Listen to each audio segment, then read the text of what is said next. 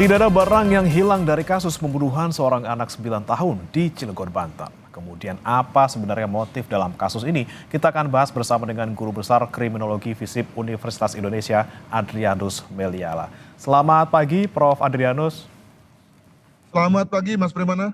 Ya, Prof, ini kan narasi perampokan kemudian gugur gitu ya. Polisi bilang tidak ada barang yang hilang dan mereka masih menyelidiki gitu. Kalau dari temuan ataupun analisis Prof. Adrianus, ini sebenarnya kasusnya seperti apa, Prof? Ya, saya mendekati sama ya dengan pendapatnya Mas Reza tuh, bahwa ini bukan perampokan, mungkin ini pencurian ini. Oke, Prof. Dengan terang benderang. Ya, Prof. Adrianus, mohon maaf tadi audio sempat terputus, Prof. Bisa diulangi kembali, Prof?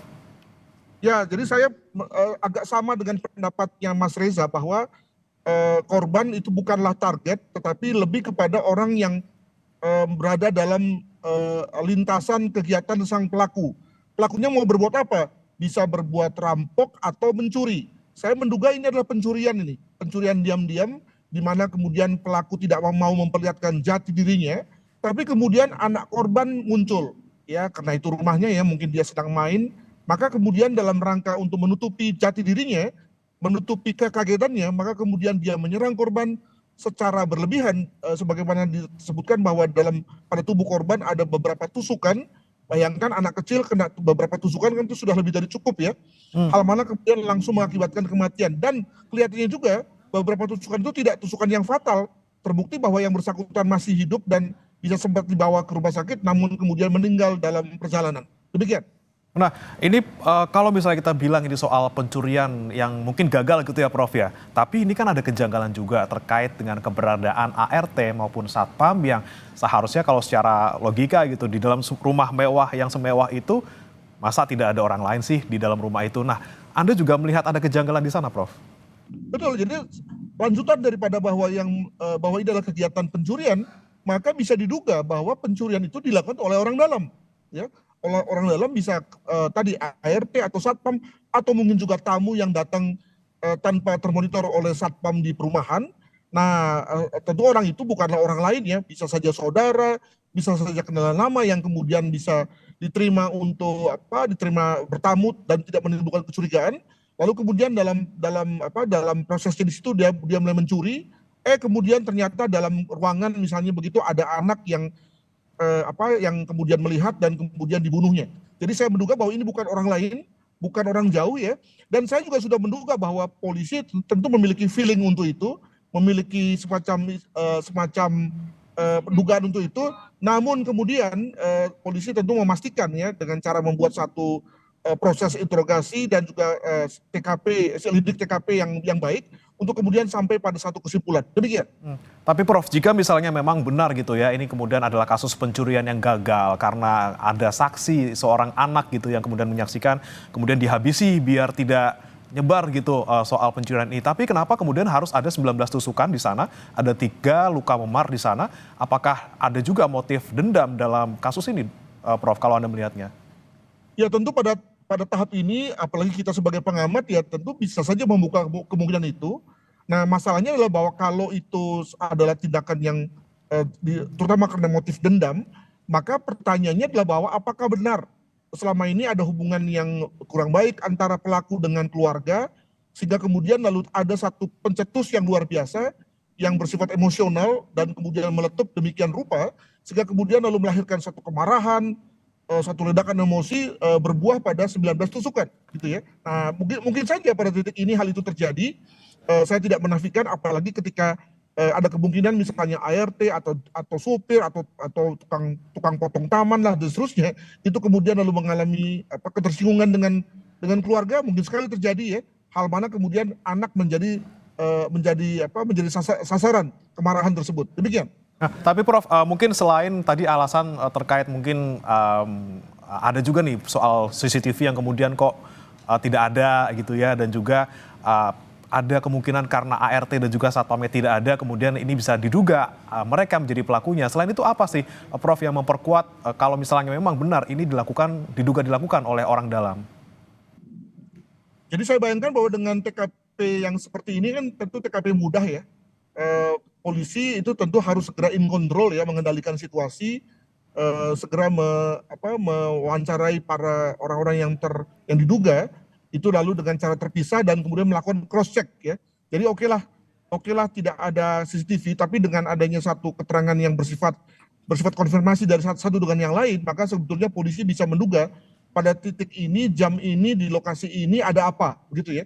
Nah, maka lalu kemudian bisa ditrasir lagi dengan adanya sidik jari, dengan adanya DNA, hal itu bisa menggantikan posisi daripada CCTV tentang kontak fisik yang terjadi antara pelaku dan korban. Saya kira itu ya. Dan saya juga menduga sekali bahwa dengan lokasi seperti ini, TKP seperti ini, pasti polisi sudah memiliki banyak data. Cuma tadi agar kemudian lalu tidak spekulasi kemana-mana, demikian juga tidak lalu pihak-pihak yang terlibat itu lalu kemudian keluar dengan skenario lain, maka kemudian disebutlah bahwa polisi sedang mencari, sedang mendalami dan seterusnya. Demikian. Oke, Prof. Kemudian ini juga yang menjadi sorotan terutama oleh masyarakat juga terkait dengan peran seorang ayah korban yang juga seorang politisi nih, Prof. Yang ini mungkin kebetulan ya, karena di 2 hari sebelum kejadian ini di tanggal 14 Desember, ini ayahnya baru dilantik jadi Dewan Pakar DPD PKS Kota Cilegon. 2 hari kemudian ada nih kejadian pembunuhan seperti ini. Apakah juga ada kemungkinan, Prof, ada motif politik ataupun pelakunya ini adalah terkait dengan posisi ayah korban yang sebagai seorang politisi? Ya tentu narasi seperti ini memang menarik ya, namun dari pengalaman banyak tidak benarnya begitu ya. Kita dengan mengaitkan itu lalu seakan-akan ada konteks cocokologi gitu ya. Nah, saya lebih berpendapat pada konteks ini apakah karena dendam ya, atau juga karena pencurian, itu adalah 2 hal yang lebih mungkin ketimbang ada motif-motif politik yang terkait dengan profesi bapaknya. Jangan lupa bahwa kalaupun misalnya dibilang profesi politik, bayangkan bahwa bapaknya bukan ketua DPD gitu ya, yang mungkin lebih vital atau lebih mungkin untuk membuat orang sakit hati ya, misalnya dalam rangka penunjukan pengurus cabang atau yang lain ya. Sementara sebagai penasihat itu tentu tidak berada pada posisi yang membuat orang sakit hati atau marah ya. Mengingat penasihat itu lebih kepada fungsi-fungsi advisory atau fungsi-fungsi pemberian saran saja. Demikian. Berarti memang dari segi posisi juga bukan posisi yang dalam tanda kutip ini inilah ya, bisa memicu orang untuk melakukan hal seperti ini. Kemudian Prof, ini kan 8 saksi sedang diperiksa oleh polisi. Kemudian bagaimana seharusnya dilakukan oleh polisi untuk mengungkap kasus ini? Tadi terutama untuk orang-orang yang di dalam gitu ya, mungkin ART dan juga Satpam yang tidak ada di tempat waktu di lokasi, dan juga mungkin tetangga, apa yang kemudian harus didalami oleh polisi untuk menemukan pelaku yang sebenarnya? Ya, kita misalnya mengetahui yang namanya alibi kan. Nah, maka tentu masing-masing pihak, khususnya pelakunya, tentu akan mengupayakan membuat alibi yang semeyakinkan mungkin agar kemudian kecurigaan tidak tertuju padanya. Nah, masalahnya adalah bahwa ketika alibi satu dibuat, maka ada alibi yang lain yang kemudian tidak masuk tuh ya. Jadi kalau misalnya dia bilang bahwa si pelaku berada di luar rumah, maka tentu akan ada yang bilang bahwa yang bersangkutan tidak di luar rumah, kan begitu kan. Nah, kegiatan saling mencocokkan itulah yang nampaknya akan cukup lama memakan waktu kepolisian ya. Tapi at the end of the day saya kok yakin ya bahwa dengan lokasi seperti itu, jumlah saksi yang juga tidak terlalu banyak,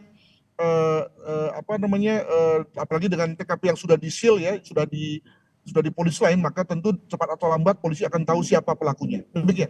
Baik, Prof, ini kan kemudian tadi Anda bilang bahwa kemungkinan dilakukan oleh orang dalam, kemudian ada juga narasi soal pencurian yang gagal, kemudian pelaku diduga ini membunuh korban karena ketahuan. Tapi jika kita melihat kemungkinan lainnya, Prof, jika misalnya ini adalah sebuah pencurian ataupun perampokan random gitu yang menyasar sebuah rumah mewah, bagaimana Anda melihatnya? Apakah kemungkinannya itu tetap ada, Prof? Karena lagi-lagi ini tidak ada barang yang hilang loh. Kalau misalnya pun ketahuan, kemudian saksi dibunuh, mereka juga masih bisa loh ngambil barang-barang lain yang ada di rumah itu. Ya kalau perampokan itu umumnya terbuka ya, dan mengandalkan betul pada kekuatan dari kelompok perampok ya, makanya biasanya melengkapi diri dengan jumlah orang, dengan senjata, bahkan senjata api, agar kemudian menghasilkan kemampuan break in ya, kemampuan mendobrak cepat, mengambil barang, lalu kalau perlu menghabisi orang-orang yang ada di situ, lalu kemudian segera keluar secepat mungkin. Nah, itu biasanya terjadi di lingkungan perkotaan yang padat ya, dan ada konsentrasi modal ya dalam bentuk misalnya ada barang, ada perhiasan yang mahal-mahal, maka dipakailah cara perampokan. Nah, maka pada konteks ini, kalau pada konteks pemukiman, maka untuk apa pakai perampokan ya? Apalagi ketika dinyatakan bahwa tidak ada orang yang keluar masuk, tidak ada kecurigaan tentang adanya tamu atau orang yang dalam jumlah besar begitu ya, maka paling-palingnya adalah orang dalam saja. Nah, itu yang pertama. Kalaupun misalnya perampokan, maka bisa dipastikan bahwa korban tidak hanya satu, tapi mungkin yang lain. Nah, ini kan yang terjadi adalah pada konteks si anak ini, dia mengalami korban dan dengan perlukaan yang eksesif ya, sampai belasan kali. Yang saya asumsikan adalah bahwa itu akibat dari mungkin kemarahan atau mungkin juga karena korban, mohon maaf, tidak meninggal pada saat itu dengan segera, maka kemudian diadakan berbagai macam tusukan ya, yang mungkin tusukan-tusukan dangkal ya, lalu kemudian diakhiri dengan adanya satu tusukan yang fatal ya. Nah, maka lalu menurut saya konteks perampokan itu tidak bisa disingkirkan lah begitu, tinggal diganti dengan kalau nggak karena dendam atau karena pencurian yang dimana pelakunya tidak mau mengetahui jati dirinya terungkap ya, mungkin sekali karena memang yang bersangkutan adalah orang dalam juga. Nah, sekali lagi saya agak menepis soal dendam karena ya gini ya, kalau orang dendam sama kita, maka tentu kita pun juga sebenarnya sudah merasakan bahwa ada orang yang tidak suka dengan kita, sakit hati dan seterusnya, maka kita juga berjaga-jaga begitu ya. Nah, kesan saya adalah bahwa mungkin sekali dendam itu tidak ada, makanya kemudian lalu sang bapak itu juga meninggalkan keluarganya untuk bekerja dengan tenang ya, karena percaya bahwa orang rumahnya adalah orang yang mungkin baik-baik saja. Namun mungkin sekali hal itu juga bisa saja ada ya. Sekali lagi kita kembali pada peribahasa rambut boleh hitam tapi hati siapa tahu. Demikian. Nah, Prof, ini kemudian yang menjadi pertanyaan juga terkait dugaan pelakunya. Ini apakah memang orang yang memang sudah biasa melakukannya atau lagi-lagi nih orang dalam yang tidak biasa melakukan kejahatan sehingga ini kok tidak ada upaya untuk menghilangkan barang bukti, bukan barang bukti sih, menghilangkan korban. Biasanya kan kalau misalnya pelaku yang profesional atau pelaku yang sudah berkali-kali melakukan, ada upaya gitu ya, Prof, untuk bisa menghilangkan jejak, misalnya menghilangkan jenazah korban. Nah, ini kan kemudian jenazah dibiarkan begitu saja hingga ditemukan. Melihatnya seperti apa untuk dugaan pelaku ini, Prof? Terus sekali, ini memang tipe kejahatan, tipe pembunuhan yang kita sebut sebagai disorganized murder, ya, pembunuhan yang tidak terorganisir. Misalnya bagaimana kita memaknai belasan tusukan tersebut. Itu menurut saya itu adalah tusukan dari orang yang tidak profesional, tusukan dari orang yang tidak merencanakan, atau orang yang sedang panik. Ya, saya tadi menduga bahwa berbagai tusukan itu adalah tusukan yang dangkal, yang mungkin tidak mengena, paling-paling mengena pada tulang gitu ya, atau mungkin tidak mengena pada tulang. Barulah kemudian ada tusukan yang fatal yang lalu mengakhiri hidupnya korban. Ya, ini kan membuktikan bahwa pelakunya bukan profesional, kedua juga tidak intensional ya, dengan kata lain tidak ada niat dari awal untuk membunuh. Alhasil kemudian berbagai tusukan itu adalah tusukan dari orang yang sebetulnya panik saja ya, panik, bingung, nggak tahu berbuat apa. Barulah kemudian setelah korban kehabisan darah atau tidak sadar, barulah kemudian yang bersangkutan berhenti untuk membunuh mengingat korban sudah ambruk begitu. Oke, baik. Terakhir, Prof, terkait dengan tidak adanya alat bukti yang ditemukan, misalnya alat untuk menusuk korban dan juga tidak adanya rekaman CCTV, apakah ini kemudian menjadi penghalang ataupun kendala yang besar bagi polisi untuk mengungkap dan membuktikan kasus ini? Boleh jadi, namun jangan lupa bahwa masih ada tadi ya keterangan yang segar dari para saksi yang 8 orang tadi, yang ketika akan di cross check kan kemudian lalu segera bisa mengarah pada siapa yang kemudian menjadi pelakunya. Itu yang pertama. Yang kedua, pasti ada DNA tertinggal ya. Jadi bayangkan bahwa pasti ada